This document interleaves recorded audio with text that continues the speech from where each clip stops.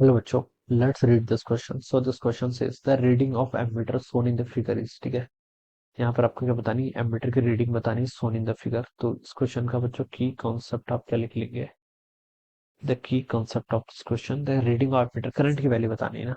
तो current basically आपको यहाँ पर बतानी है। ठीक है, पहले आपको यहाँ पर देखिए इक्विवेलेंट फाइंड आउट करना पड़ेगा। देखिए इस सर्किट को आप पहले थोड़ा सा सिंप्लीफाई कर लेते हैं। ये थोड़ा देखने में थोड़ा टिपिकल लग रहा है। ठीक है, ऊपर आपका एक 2 ओम्स का रेजिस्टेंस यहाँ पर है। ठीक है, ये देखिए 6 ओम्स और ये 3 ओम्स कैसे कनेक्टेड है? ये पॉइंट इनका कॉमन है और ये पॉइंट भी आपका कॉमन है। ठीक है, तो इन दोनों के आजू बाजू इस पॉइंट पर मान लीजिए पोटेंशियल VA है, इस पॉइंट पर VB है, तो इस पॉइंट पर भी कितना होगा? VB होगा।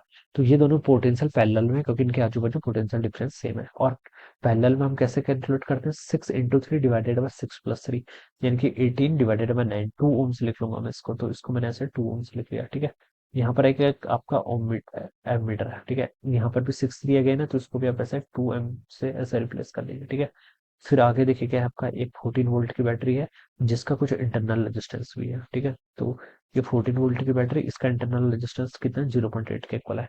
अब ये देखिए ये वाला 2 ओम्स और ये वाला 2 ओम्स कैसे कनेक्टेड है बच्चों? सीरीज में। तो क्या हो जाएगा? ऐड 2 + 2 कितना? 4। और ये 2 के साथ क्या है? फिर ये पैरेलल में है। ठीक है, तो 4 और ये 2 के साथ क्या है? पैरेलल में है। ठीक है, तो 4 और 2 कितना? 8। 8/6, 8/6 ही हो जाएगा और 0.8 आपका फिर इसके साथ ऐड हो जाएगा। तो क्या लिख सकते हैं यहाँ से? 8/6 डिवाइडेड प्लस आपका 0.8। ठीक है, 8/6 को आप 4/3 भी लिख सकते हैं, प्लस आपका 0.8। इसको सॉल्व करेंगे तो 2.4, 2.4 प्लस 4 करेंगे तो आपका 6.4 डिवाइडेड बाई 3 के इक्वल।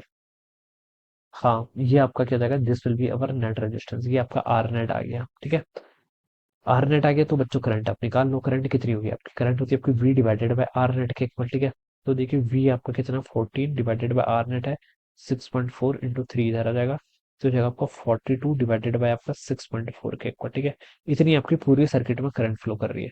अब ये जो करंट यहाँ से फ्लो कर रही है बच्चों, ये आपने कैलकुलेट कर ली कितनी है? इतनी है 42 डिवाइडेड बाय 6.4।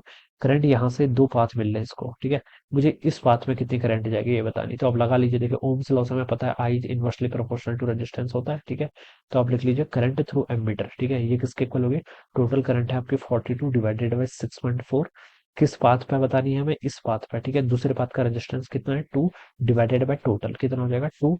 और ये 2 और 2 4, 4 + 2 6 के इक्वल, ये यहाँ से इतना हो जाएगा। ठीक है, तो ये आपका कितना हो गया? 3 के इक्वल हो जाएगा। 3 से इसको सॉल्व करूंगा तो आपका ये 14 टाइम चला जाएगा। ठीक है, तो 14 डिवाइडेड बाय कितना आ रहा है आंसर? 6.4 आ रहा है। ठीक है, और इसको सॉल्व करने पर ये वैल्यू आपकी 2.1875 के इक्वल आ रही है। 2.1875 क्या एम्पियर। ठीक है, ये इसका राइट आंसर होना चाहिए, जो कि आपको सी में गिवन है। तो ऑप्शन सी क्या होगा इसका right answer? Alright, so I hope you all understood this concept. All the best and thank you so much.